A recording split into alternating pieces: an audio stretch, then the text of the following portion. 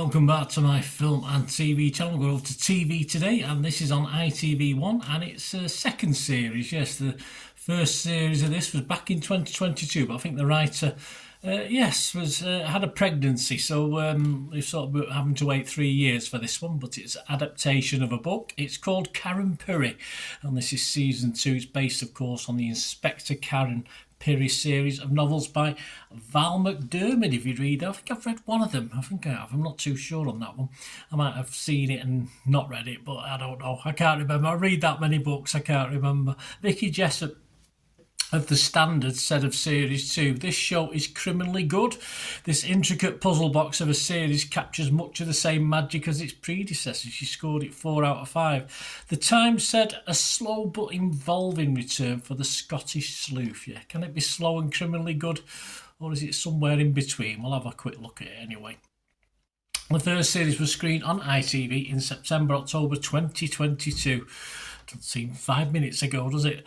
And after favourable reviews, audience ratings, etc., the second series over 3 episodes is airing on ITV1. You can binge watch it, of course, on ITV Player. I think they work out about an hour and 30 minutes. I think if you watch the actual programmes themselves, I think each episode is 2 hours with, of course, all the ITV adverts added. So it's probably better to watch it on the box set rather than watch it weekly if you can. The likeable Lauren Lyle is back, of course, as you can't have it without her. Although you could have Taggart without Taggart, couldn't you? But you can't quite have Karen Pirie without Karen Pirie at the moment. So she's back. And this draws inspiration, of course, from Val McDermid's second Inspector Karen Pirie novel. So this is called A Darker Domain, this one, Series 2. And as I say, it unfolds over 3 episodes. The background, yes, after a bittersweet success in Series 1, do you remember that far back? Karen has been promoted to Detective Inspector now. She's a DI and seemingly given the authority has long been fighting for.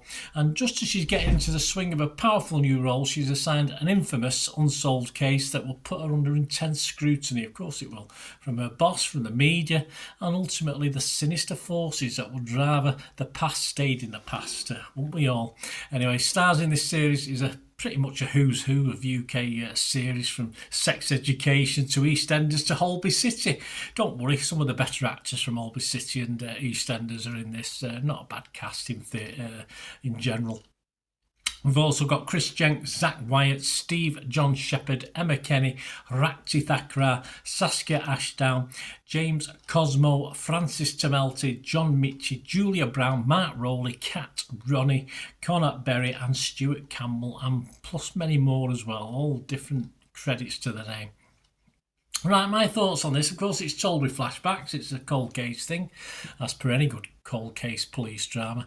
Lauren Lyle as DI seems to make a claim to join many well-known names of British police crime drama, where the series is named after the person, the Taggarts, the Frosts of this world, the Veras, we do miss Vera, and many more. And it's fairly stiff competition, isn't it? So how's she doing a couple of series in? Well, I think in this time shift, we'll start with some positives. The time shifts work really well, which is a really big positive for me. I can understand it. My old adult brain manages to cope quite well. And you get, of course, switching to modern times, you get to see the older versions, which are different people, different actors, of course. So after 40 years, you probably couldn't get away with sort of making the originals look like it. Although they've got some software these days, haven't they? Anyway, I think the action in this is competent. I think that's the word I can use, if not gripping for the most part. There's a couple of able bodies playing off Karen in this, but I wouldn't say any of the guys playing around her sort of good for her to bounce off. There's no one sort of working that much at the moment. There's not a lot of humour in this. I always like a little bit of humour, a little bit of between the characters, a little bit of chemistry. I don't think the chemistry is that great in this, to be honest with you. And it's also, of course, nice to see a police lady who's got a reasonable family life. She's causing a few problems for herself by being in a relationship that perhaps she's keeping secret because it's within the force itself. So she's laying herself open for a few problems, although they will come in this and go in this as well. Anita Singh of The Telegraph scored this 3 stars. She said, TV's most normal detective is back, by which I mean that Karen Pirie, ITV1, doesn't have a traumatic emotional backstory or a drink problem or neurodiversity dialed up to 10. I quite miss that in my police detectives. She's just a regular person who works hard at her job while wearing sensible clothes. Yes, I saw a little piece where she likes the clothes she was buying as well. This sounds quite boring, Anita goes on to say, but thanks to Lauren Lyle, who plays her, and Val McDermid, who wrote the source material, Price is a character you enjoy watching. She's nice enough. She's okay. Enjoy. We'll see. With cliffhanger episodes, not really the thing for this. If a house burglar at the end of an episode is a cliffhanger, well, it's not exactly drawing you back in for the next episodes. Anita Singh added, there's no slack in episode 1, with every scene moving the plot along and introducing us to characters who will prove to be significant. I wish it kept this up. Yes, she's quite right there. But alas, 3 2-hour episodes, she must have watched it on not the streaming version. 3 2-hour episodes drag it out when it could have been more satisfying in half that time, and the quality drops off, so not all good. There were also points in the middle where I had to keep reminding myself who the supporting characters were. Well, you get a sort of sum up, don't you, at the start of each one, which helps. I always make sure I watch that these days. I think Anita's generally correct, though. For me, 2 series, I'm not overly convinced on our lead Pirie at the moment. She's not really grown on me as far as watchability. She's no real quirk. She is ordinary and she's a normal person, and that's what police generally are. But when you want to be entertained and watch it as a TV programme, perhaps you do need that little bit of quirkiness, unfortunately, which we don't sort of get. And sadly, Karen's character, just like the series, for me, is a little bit too laid back. And at times, for me, dare I say it, not that interesting either. As Anita says, the story's told over 4.5 hours streaming time, or 6 hours on the channel. It does reasonably fill the time. It throws a lot at you with, of course, the time shifts as well, but I feel it's a bit too long to stay on this story, as Anita intimated there. And it's certainly not I watched this over an evening and a day, and as far as binge watch worthy, it's not. It doesn't drag you in to keep wanting to watch the next episodes. There's some fairly ordinary characters mixed into this lot. The cold case, fairly interesting. It starts off, as Anita said, the first episode is excellent, a really cracking start. And of course, we're moving 40 years into the past, Back to the Future, so it looks at things like the miners and all this sort of thing. So we're going back to 1984 and all the problems that were going on then. Back to Vicky Jessup, who I quoted at the start of this vlog. She summed up the series saying the show is lacking in tension. Despite an early break into Karen's apartment, yeah, that was exciting, I'm never quite sold on the fact that she's in danger, said Vicky. It makes up for that in the cool, considered and careful way it unfolds. More Karen Pirie, please. So she likes it even despite that. It would be criminal not to, she says. For me, the lack of jeopardy and tension does not in any way make this stand out above the ordinary, and I think this is just ordinary.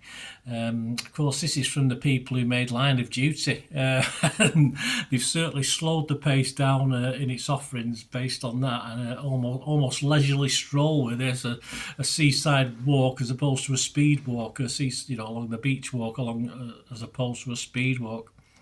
So there you go, guys. My thoughts. As I said, it was okay, but yeah, it's just a little bit bland, can I say? I'll use the word bland. And Karen, nice person, nice character, but perhaps too nice. It doesn't sort of do it for me. My scores, Rotten Tomatoes, I was fresh. I have to be fresh. I can't be totally rotten on this. I was mixed on Metacritic, though. I couldn't be totally positive and negative. And it's not a series I can wholeheartedly recommend. My good lady likes crime things, but this isn't her sort of thing either. Too much procedural stuff and too many characters and too long a storyline for my good lady. So yeah, I can't recommend it, so I can't give it a 6 out of 10. I'm going to give it a 5.5 out of 10. I'll give it a little bit better than my minimum mark, which is 5. So I've given this a 5.5. It's long, too long. It's watchable, certainly not as a binge watch though.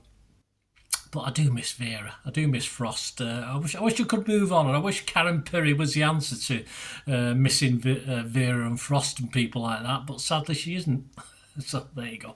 Let me know what you think, guys. Anyway, be great to have your views. Hope you enjoyed this. I hope you enjoyed this, and you will press those buttons, guys, if you like the channel and what I try and do on it. Of course, I do the football stuff as well, but if you're interested in film and TV and you want to help support me going forward, there are ways of doing that. All I ever ask is to keep watching and listening. I again hope you enjoyed the feature, guys. Thanks for watching. Please, if you did enjoy the content, please give us a thumbs up, and if you've not already done so, press that subscribe button. If you've not already subscribed, that'd be wonderful. It's free to subscribe, absolutely free. Also, check out my social media links if you want to follow me on TikTok, Instagram, X, Facebook. They'll all be in the description below. And my special thanks to supporters of the channel, yes, Piat6505, who have an eBay shop selling film and TV memorabilia, including posters, books, magazines. There'll be a link again in the comments section. And if you're into your football, don't forget my football stuff on Manchester City for general football fans, but mainly City fans, of course. Or if you know someone who might enjoy that, give them a kick in my direction. I'll be very, very grateful. And as ever, guys, comments on this feature is wonderful. Anything to do with film and TV, it's always very, very welcome. It's great to talk film and TV. I thank you, guys, for your support. Stay safe, everyone.